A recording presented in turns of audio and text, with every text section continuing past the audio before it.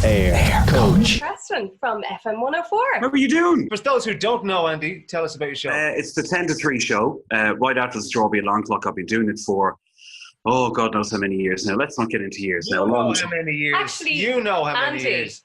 Is it 20 years? If I'm still with FM104 in December, I'll be there 23 years. I've been 17 years on the 10 to 3 show.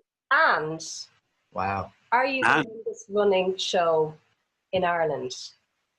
That's a good question. I've never thought about that before, and I've never researched it. I'm sure there's people further down the country now on the local stations who've been on a lot longer than me. Probably up there. It would be up there, I would think. I think, though, when you think about it, right, I mean, look at a major market. Dublin's a major market. And to hold down a gig for 17 years, though, I mean, I know the Irish in us says, sure, it was just a bit of luck, and sure, it's this and the other.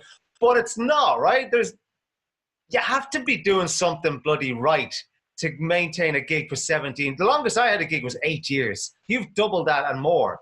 So you're doing something, man. I'm wondering what it is. Dave Kelly's just lazy. He doesn't want to replace me. That's too much effort. That's what that is. The Irish coming out again. Don't mind me. Sure, I don't know what I'm doing. You've been living out of Ireland too long. That's the problem.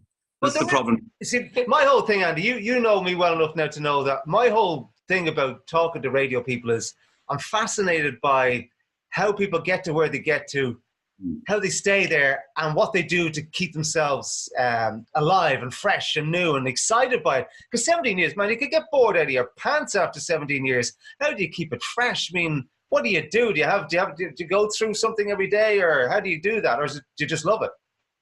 I just love it. I mean, you've both got the passion for radio. You get it because you've been there, you've done it all. And that's really what I put it down to, is just passion for the job. I mean, genuinely, every morning I go in, I walk into the studio and I look around and say, wow, how did I get here? Like, after 17 years, it's still fresh to me. I mean, Tracey and I worked on some of the dodgiest pirates back in the early 90s, with tape decks that wouldn't work and all that sort of thing. And, if ever I get tired, or if ever I get that little bit complacent, I think back to those days and say, this is all I ever wanted, and here I am now doing it. So, to be doing it this long is a privilege. I'm not entitled to anything out of the business at this stage. None of us are. So that's what drives me on, to try to keep it fresh and to try to be innovative, creative all the time. So that's really what it's down to for me.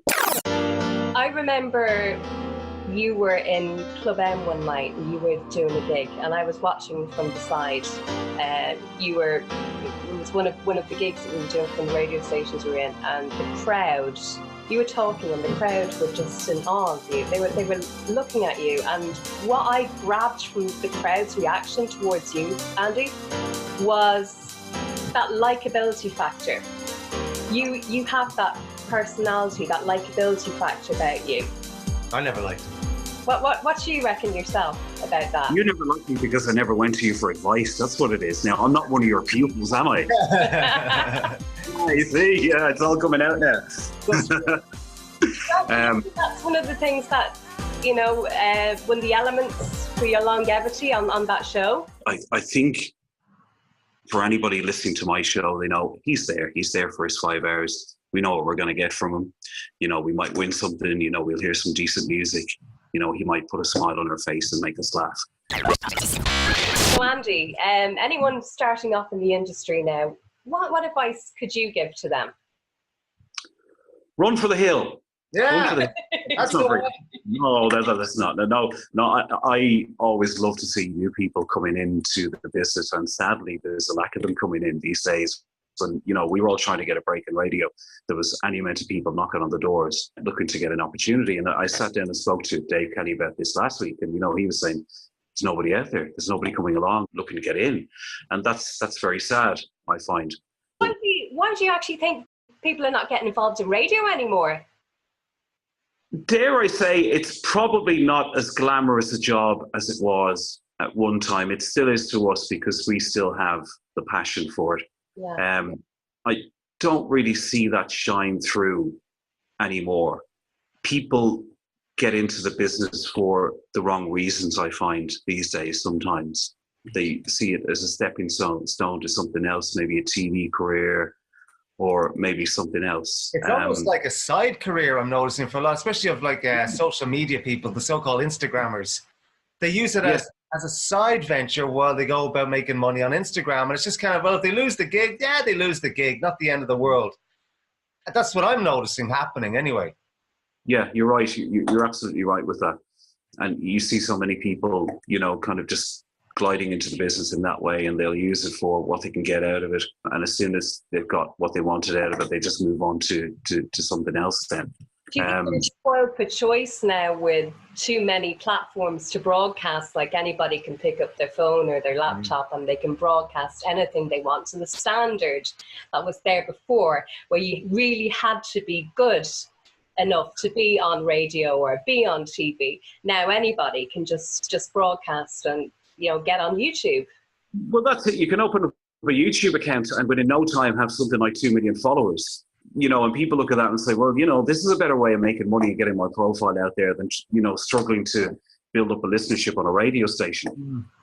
But, it goes back to why we got into the business. I got into the business because I love music. Music has always been, my love.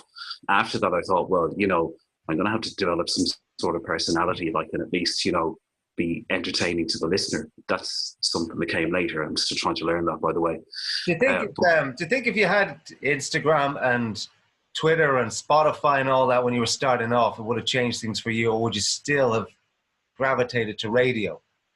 I still would have gravitated to radio. Okay. I could say that wholeheartedly, because it was just a medium that I loved. So, I look at today's teenagers. My son is 17. He works in FM104 now. He's a spinner in there. I look at him like in comparison to the way I was at his age, and he's just got so much at his disposal now. But the heartening thing for it, he still has a passion for radio. I don't know if he'll ever make it on air, or even if he really wants to make it on air.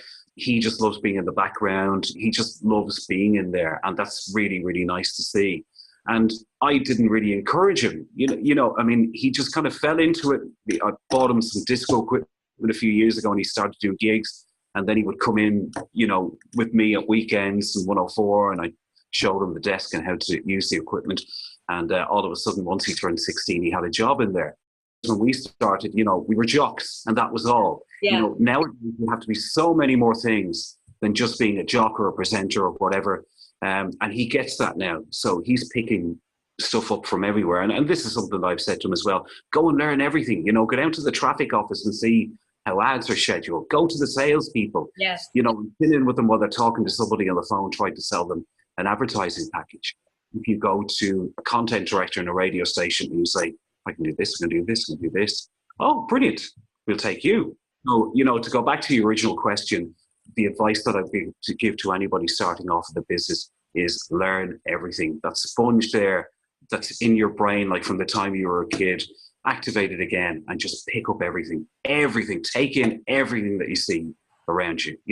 What you originally wanted to start off in the business might develop into something else. And you might just say, well, I don't want to be on air. Actually, I want to work in production, or I want to be management. So there's so many areas of radio these days. It's expanding all the time. Social media has brought new areas of radio as well that we're still all learning about at this particular point. And it's very exciting. I think radio, to be honest with you now, is much more exciting than it's ever been. I would have loved to have all that stuff. Imagine if we had all that stuff, 18 years old, all the Insta and all that, and Twitter. Man, the stuff we could have done with it, we could have created like crazy. So I'm a little jealous of people who are coming into it now in that way, in that angle, because they have all the stuff they can, because the stuff you can't, we were talking to a guy before and he said the stuff you can't do on air, you can create now with your camera phone and make videos and do special and create audio yourself. So you're still creating all the time. But you're collaborating your social media with your... But look at all the things that you guys curated with what you had. So much more difficult, to put together a promo back then, or, something that you'd knock up in 2 minutes on Adobe Audition or Pro Tools or whatever. On your phone if you want, can't you? Back then to do. But that was the passion, that's what drove everybody on. That's still there, I think. but the new generation coming up, you know, could, I mean, learn something from the way that it was done before everything became digital. Yeah, I believe we all learn from each other. We learn, young learns from old, and vice versa. That's the way it goes. We were coaching a chap in Canada, and one of the things I know you wanted to touch on this with Andy was his pre-show ritual, right? Because he didn't really have a ritual going in, and we got him to start. Believe it or not, we got him to start drinking smoothies and cycle into work and get his whole his mental state into a good point, so that when he opens that door, he's physically as well as mentally ready. And you want to touch on that? Yeah, I'm one of the things I do, Andy, when I'm coaching now is trying to get them psyched up for their show. We were kind of giving them advice to listen to Metallica, or get cycling into work or dance around the studio, something just to kind of rev him up there. And he, after a week of doing cycling and eating good, he found that he just had more energy and he was happier and his show was just running really, really smooth. Do you find the way that you're in shape now and you're eating better and you're feeling better, do you feel your show now is in sync with the way you're feeling?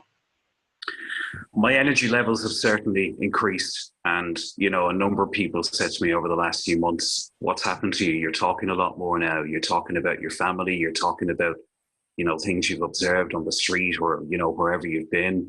Mark Silk, our VO guy here at FM104. 5 hits in a row on Dublin's hit music station. FM104. He came in on Friday. He asked me, can I do something for you? And I said, yeah, you know what? You could do some voices from Fifi and the Flower Tots for me. And my little Orla, who's 4, is a huge fan of Fifi and the Flower Tots. Bouncing blueberries. Hello, Orla. Bumble here from Fifi and the Flower Tots. And keep on listening to Dublin's hit music station, FM104. That's weird. How'd you do that, Slugsy? I don't know. Certainly since I've lost the weight, I'm a lot more comfortable in my own skin. And that's benefited every area of my life, including my work. And I'm probably happier now than I've ever been at any point in my life. And that's reflected on air. So, I totally get that guy that you're talking about from Canada. Yeah, I think it's a part of the industry that's neglected. People just don't talk about this. It's just about get in there, do your prep. Prep is the old standard. So get your prep done, go in and do your prep, read your liners and get out. But there's never that... About how you feel. Yeah. Because how you feel inside, you can get your message that you have inside over better. You can deliver it better when you feel good. Everybody does that differently, right? Because you haven't got those barriers stopping you from, getting what you want out there. You're confident and you're relaxed and you feel good. You want to, deliver it better. And I, the way I am, are testament to exactly everything that you've said there, Tracey. And, you referred to the guy that you've been working with in Canada as well, cycling in the morning and drinking smoothies. The best thing I ever did was give up eating things like bread and drinking Coke and stuff like that. And I would eat bread and drink Coke like before I went on air. And I didn't realize at the time how much energy it was draining for me. And now that, I'm eating healthy, I'm exercising every day, it's just made such a difference to me. And I would advise anybody who was in the position that I was in to just embrace it. Start off simple and take it from there. And you'll feel so much better. And again, I'm testament to the fact that it just benefits every area of your life. My work is so much better now. I'm so much happier within myself. You're looking great. The great thing about it now, I'm 44, and my physical strength from the last gym readout that I took matches a 29-year-old. So before when I went for my first assessment at the gym, it matched a 55-year-old. That's how bad I was. So in 4 or 5 months now, I've reduced that, lost the weight, and that's incredible, isn't it? Yeah, that's wild. Yeah, well done. What are you aiming for? 15, 17? What age are you going for? What age are you heading for there? Oh, Benjamin Button. Right back. Peter Pan. That's the territory I'm aiming for now. Oh, we all end up in nappies eventually anyway again. So don't worry about it. We'll all get there. Andy, where do you see the future of radio now? I mean, the two of us are into it since we're teenagers. We were on air together back in radio and a few different radio stations together. So we both share that passion.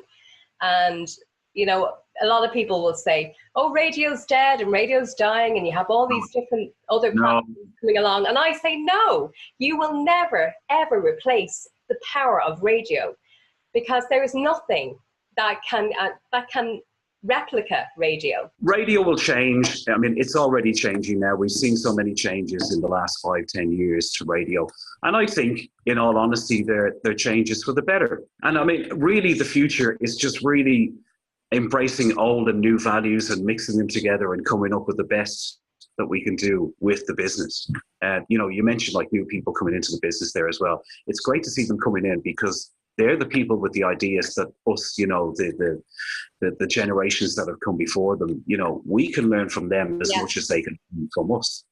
And it's just a matter of showing them the respect and giving them the areas and, you know, the platform to work with, and show us how to do it as much as we can show them and give them advice on how to do it. So, I mean, I think the future is very, very positive. Social media, you know, has brought it on leaps and bounds. I mean, I think there's a lot of negatives there with social media, but in general, a lot of positives as well. Look, we're all trying to build audience and build profile for the respective radio stations that we work in. And social media can do that. You know, somebody might not be beside a radio in the car listening to the radio.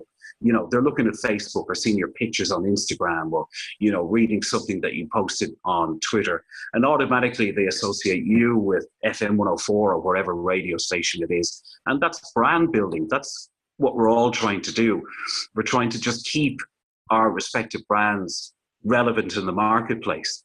So, you know, I say embrace everything that comes along. Any, you know, new aspect of social media, get on there, learn all about it, post your videos, post your comments. But, you know, it goes back to radio at the end of it. You know, Ben Cooper, when he was over a few years ago, Ben Cooper's controller of Radio 1, the most important part of it is getting what's coming out of the speakers right before you do anything else.